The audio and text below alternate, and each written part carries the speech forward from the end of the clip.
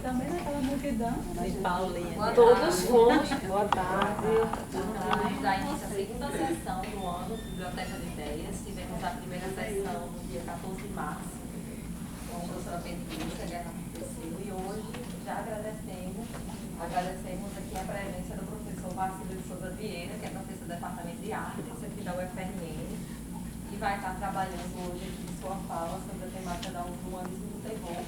E como vocês sabem, né, a Biblioteca de Ideias, a gente está estudando o filósofo Merleau-Ponty, a obra de Merleau-Ponty. Então, agradecemos mais uma vez e já passando a palavra para o professor Marcelo. Obrigado, Rose. Acho que vocês me escutam bem, né? Bom, eu não sou estudioso de Merleau-Ponty, eu estou fazendo uma leitura do ponto de vista de alguém que é curioso, e eu intitulei a princípio de quão o terror, o humanismo e o terror estão presentes. E aí eu começo com dois pequenos extratos que eu fiz da primeira parte do terror do livro. Eu estou trabalhando com essa edição de 68, do tempo universitário. Não consigo uma edição mais recente, então estou trabalhando com esta. E aí diz assim: eis, pois, o que se quer estabelecer na França. Como deve ser apaixonante viver sob este regime. Isso estão na página 37 desse livro do 68, a escrita dele. A epígrafe acima inicia o texto de Merleau-Ponty intitulado Humanismo e Terror, que avalia neste texto da década de 40, o escrito foi escrito em 47, o estado atual da política comunista no período da Guerra Fria. No referido texto, o filósofo francês formula nos termos de um exame o conceito de violência revolucionária, a possibilidade de uma crítica à ex-União Soviética que não caia numa armadilha do liberalismo norte-americano. A epígrafe são dois extratos de fala. Um do livro O Zero Infinito, eis, pois, o que se quer estabelecer na França, do anticomunista Coesta, e a outra de um simpatizante de origem russa. Com relação às falas, Merleau-Ponty vai dizer que a violência se situa na história e que o comunismo não inventou a violência, ao contrário, ela já se encontrava estabelecida no seio da humanidade. O livro, dividido em duas partes, denominadas respectivamente de O Terror e a Perspectiva Humanista, tratam de casos e histórias que levaram à iminência da Guerra Fria e das possibilidades de se pensar a vida para além da guerra, ou seja, o proletariado. A reflexão merleau-pontiana diz que o terror não está no mundo, ele é o mundo, o outro mundo, dois mundos. Quando trata do terror, o filósofo francês traz à tona o caso de Roubachoff, que foi julgado e condenado como traidor do regime revolucionário. Segundo Merleau-Ponty, o que estava em jogo na ocasião dos julgamentos em Moscou era o conflito entre posições políticas divergentes. A grande crítica do filósofo é que os processos de Moscou deveriam ser concebidos como revolucionários e não ordinários. Abro aspas. O procurador empenhava-se na tarefa de mostrar que os acusados são criminosos de direito comum. De forma alguma, para o regime soviético, Roubachoff foi julgado numa perspectiva revolucionária. Há uma diferença entre traidor e opositor. Fecha aspas. Na economia interna de humanismo e terror, o exame do estado atual do regime soviético é feito por meio de um comentário dos processos de Moscou. Koestler apresenta o julgamento com as tintas do eterno dilema do subjetivo e do objetivo, da ação intencional dos homens e da transcendência da história, na qual a primeira se autonomiza e muda de sentido. É perder a ideia mesma de história, julga Merleau-Ponty, já que esta se torna, como Koestler, uma pura exterioridade de fatos estranha à pura subjetividade dos valores, em vez de se apresentar, como havia feito Marx, como realização visível dos valores humanos, ou seja, como vir a ser dos valores através de sua inscrição em fatos. Em particular, a interpretação de Koestler torna ilegível a posição de Bukharin, que é um outro caso estudado por Merleau-Ponty neste livro, sobre a qual o filósofo se detém preferencialmente. O acusado confessa a traição e não basta dizer, porque no mínimo isso não explica tudo, que a confissão tenha sido extraída sob tortura. Por outro lado, não deixa de corrigir e nuançar publicamente as teses de seus acusadores, o que significa que, sob um certo aspecto, ele reconhece alguma verdade na acusação, ao mesmo tempo em que pretende retificar ou expor aspectos não percebidos que ela envolve. Não se entende a posição de Bukharin, afirma Merleau-Ponty, se não se percebe que entre ele e seus algozes existe uma ligação secreta, na medida em que ambos partilham uma concepção similar da ação revolucionária. E aí eu trago um trecho do livro da página 42.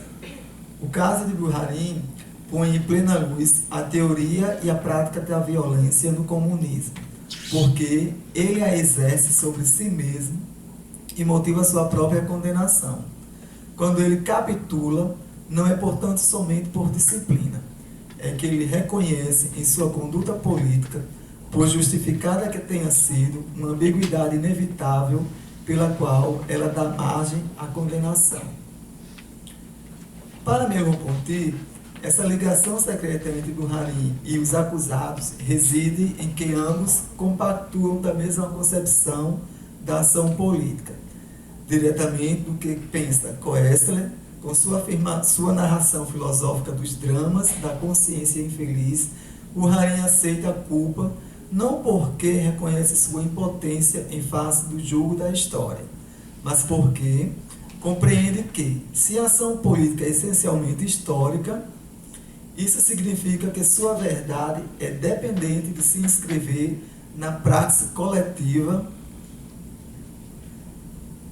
do proletariado, e por isso sua posição sobre os rumos da revolução, se não conseguiu tornar-se prática efetiva, pode ter se tornado, mesmo se não o era, no momento em que foi finalmente ou inicialmente apresentada uma ação de posição ou oposição ao regime instituído. Merleau-Ponty recusa a ideia da objetividade histórica de Koestler, opunha a intenção subjetiva, porque para ele a história é sinônima da praxe na qual as ações se inscrevem para se tornarem verdadeiras ou falsas. A verdade de uma ação sendo objeto de um vir a ser. Para Bukharin, é porque sua perspectiva acerca dos rumos da revolução, que nos primeiros anos podia ser tão verdadeira quanto as demais perspectivas, acabou sendo excluída em nome de outras pelo curso efetivo que a revolução tomou, porque não se enraizou por meio do partido na vida do proletariado, que ela viu assim uma perspectiva que agora, porque fracassou, pode ser dita traidora se leva ao enfraquecimento do regime. É essa posição acerca da ação histórica que Bukharin e o regime têm em comum. É notável que, nesse ponto, como afirma Merleau-Ponty, tenha quase apanhado com a mão a lógica do sistema totalitário, essa unidade na qual compactuam tacitamente o acusado e seu algoz, para logo em seguida perdê-la em benefício de uma teoria geral da ambiguidade da ação histórica. Se tem sob os olhos o núcleo ideológico de um regime do tipo novo, Merleau-Ponty parece acabar hesitando em Humanismo e Terror, em descrevê-lo como uma forma histórica inaudita de opressão, mas para o qual não tem as categorias explicativas, e tratá-lo sob a ótica do descarrilamento empírico do marxismo, mas que salva pelo menos até certo ponto a teoria. A verdade de uma ação não é subjetiva nem objetiva, mas produzida com a passagem dos valores nos fatos, isto é, dependente de seu vir a ser histórico, pela prática do proletariado e, por isso, inevitavelmente sujeita à sua relação com o partido.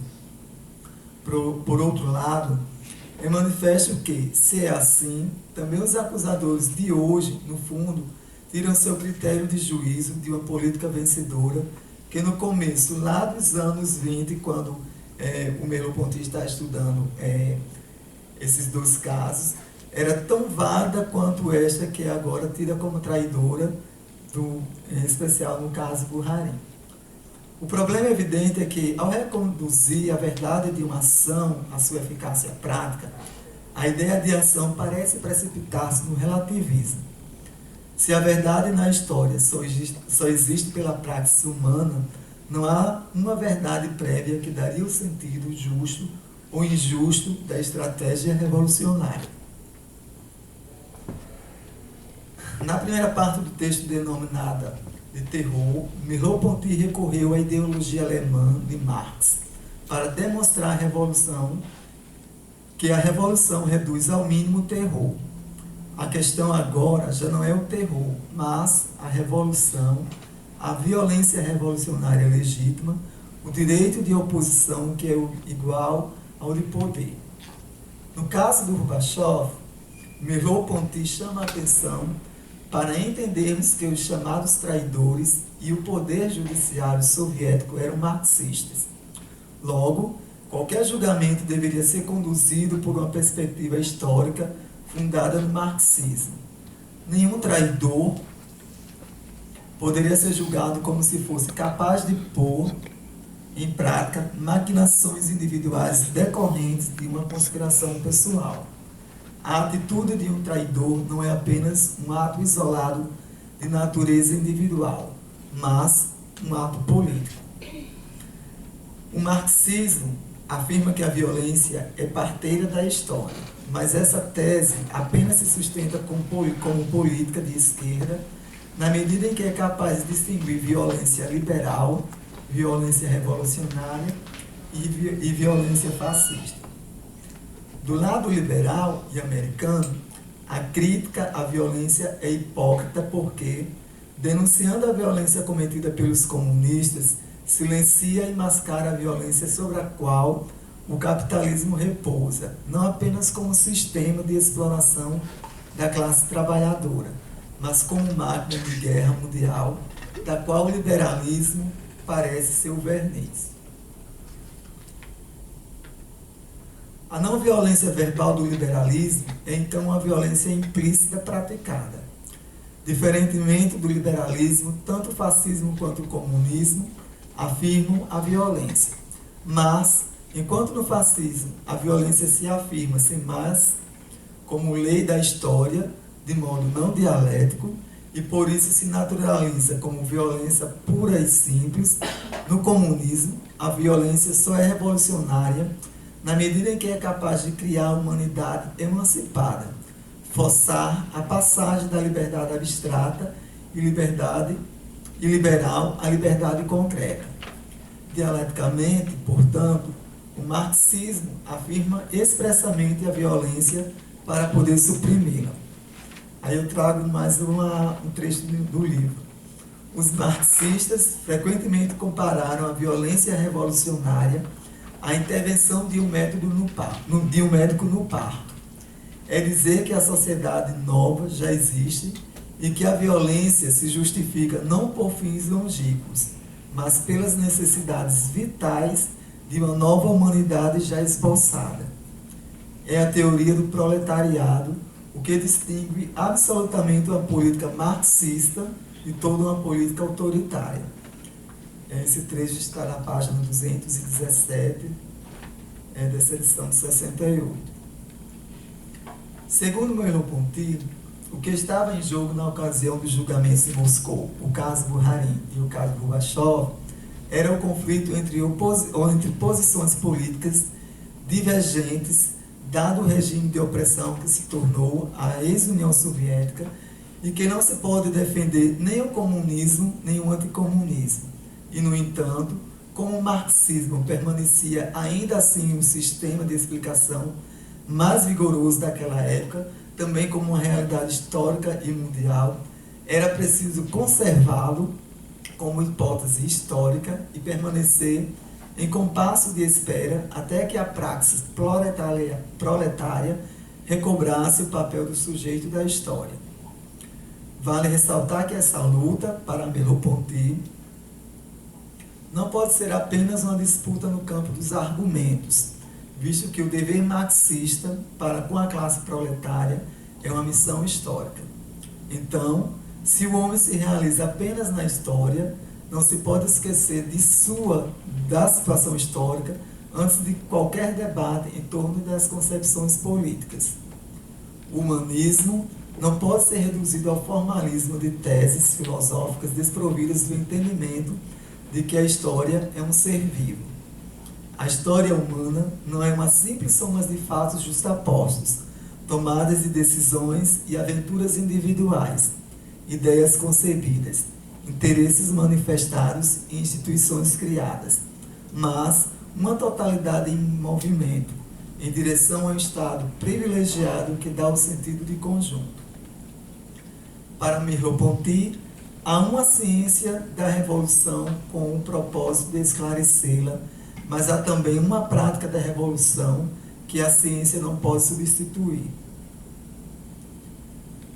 Ao longo do texto, o filósofo francês questiona os posicionamentos dos julgamentos de Moscou a indagar se, abre aspas, precisamos transformar nossa liberdade em liberdade de compreender. Mas, como essa atitude pode ser traduzida na política cotidiana? Fecha-se aspas. Merleau-Ponty dirá que a política é verdadeiramente o domínio das questões mal colocadas ou colocadas de tal maneira que não se pode estar com nenhuma das duas forças em presença. O filósofo continua dizendo que a ação política é em si impura, porque ela é ação de um sobre o outro e porque ela é ação para vários. Diz ainda que uma boa política não pode se justificar por suas boas intenções, e se justificar por intenções bárbaras, para ele, uma política para ser boa deve vencer, e que nem toda política que vence é boa. A ação política torna-se verdadeira ou falsa, ou ser capaz ou não de se inscrever na história como eficácia pela prática de um proletariado. Nos dois casos citados pelo filósofo francês, o caso Bouhari e o caso Bachor, a questão da violência vem à tona. Ele chama a atenção para uma modalidade de violência denominada de violência revolucionária, que consiste em se fazer uso da força coercitiva com o objetivo de criar uma organização social para distribuir, numa perspectiva comunista, as riquezas produzidas. Vale ressaltar que o uso dessa violência tem um caráter transitório. Para o filósofo, a violência é o ponto de partida comum de todos os regimes. Segundo ele, o que deve se discutir não é a violência em si, mas o seu sentido e o seu futuro. Considerando que a história é feita pela força da historicidade humana, enquanto ação de instituir, a violência poderia ser tolerada se fosse usada para instituir a condição humana do reconhecimento fraterno do outro como seu semelhante.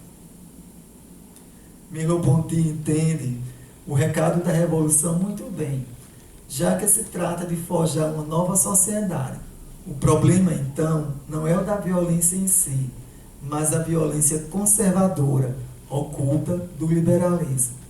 Ele bem sabe que no mundo em luta ninguém tem as mãos limpas. Merleau-Ponty tenta compreender o entrelaçamento no acontecimento das ideias e dos fatos.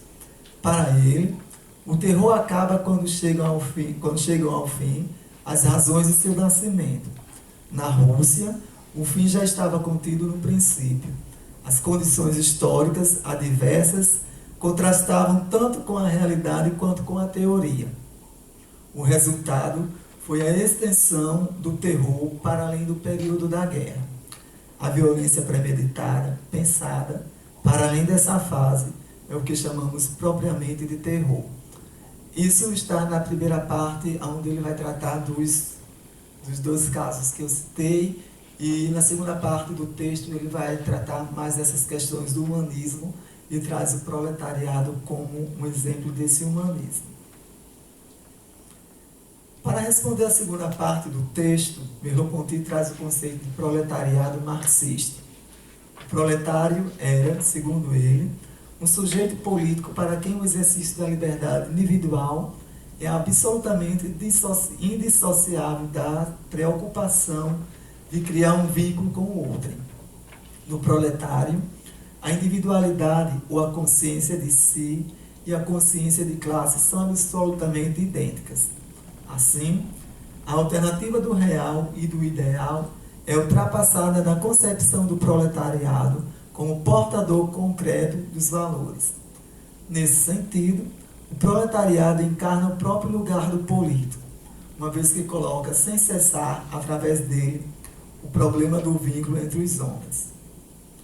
O proletariado é a classe que, essencial à produção capitalista, é posto por ela como seu negativo.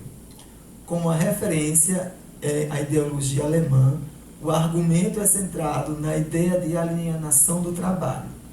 E é notável, mas presível no quadro humanista de sua leitura, que Merleau-Ponty não comente o conceito de modo de produção tão central na ideologia. A força produtiva resulta da colaboração entre os homens, mas como essa colaboração é condicionada pela divisão desigual do trabalho, o resultado dela aparece como uma força independente e estranha à ação dos produtores, passando a dominá-las com a reiteração do processo.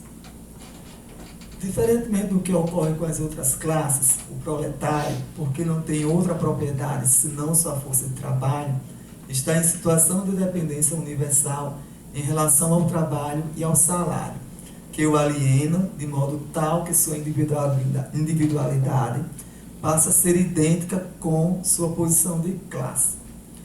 No proletariado, diz Merleau-Ponty, a individualidade e a consciência de classe são absolutamente idênticas.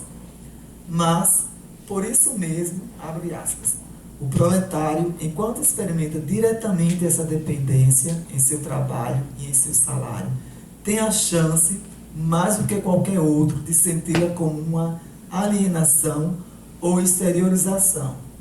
Está melhor situado que qualquer um para retomar sua vida em mãos e criar sua sorte em vez de padecê-la. Fecha aspas.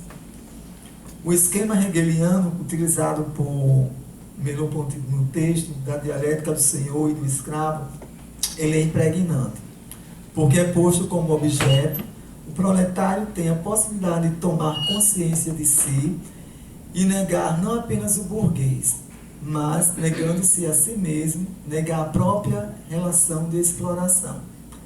Aí eu trago um outro texto extraído dessa edição 68, que está na página 220. Há uma premissa objetiva da revolução, a dependência universal, e uma premissa subjetiva, a consciência dessa dependência como alienação. E percebe-se a relação muito particular entre essas duas premissas. Elas não se adicionam. Não há uma situação objetiva do proletariado e uma consciência dessa situação que viria a se acrescentar à primeira sem motivo. A situação objetiva, ela mesma, solicita o proletariado a tomar consciência. A tomada de consciência é motivada pelo exercício mesmo da vida. É por sua condição que o proletário é levado ao ponto de desprendimento e de liberdade em que uma consciência da dependência é possível. E aí, a partir desse texto, eu penso que, se é assim, o proletário ele é sujeito a objeto, posto como dependente universal e capaz de negar essa dependência, destacando-se de todo interesse particular, de modo que sua ação não visa a substituição de uma exploração por outra. E isso justifica no absoluto a ideia de revolução. Na medida em que ele é um objeto da história, posto por ela, e que é também capaz de tomar consciência de si, desprendendo-se da dependência universal em que é posto, o proletariado representa o sujeito empírico através do qual se faz o vir a ser da verdade da política marxista, encarnando a racionalidade histórica, desde que passe da classe em si à existência para si e não se atole em divertimentos. Em Humanismo e Terror, Merleau-Ponty dá um passo suplementar ao identificar esse fundamento com o proletariado ele mesmo, fazendo dessa classe empírica a titular da praxis que preza a particularidade histórica em que irremediavelmente se insere. Tem, não obstante, o privilégio de ter alcance sobre o todo da história, na medida em que se apresenta como classe universal, destinada a fazer cessar a pré-história da exploração do capitalismo. E aí eu trago um outro trecho. O marxismo tinha visto que, inevitavelmente, nosso conhecimento da história é parcial. Cada consciência, sendo ela mesma historicamente situada, mas, em vez de concluir daí que somos fechados na subjetividade, ele encontrava um novo fundamento para a verdade histórica na lógica espontânea de nossa existência, no reconhecimento do proletário pelo proletário e no crescimento efetivo da revolução. Reassegurado por uma lógica da história que o opõe como negativo do capital, o proletariado pode, dessa forma, realizar sem medo aquilo que para o filósofo era interminável dúvida, como ele nos aponta lá na Dúvida de Cézanne. Passar ao universal por meio do particular, a intenção racional não apenas prometida com a inerência vital, mas em certo sentido já dada com ela.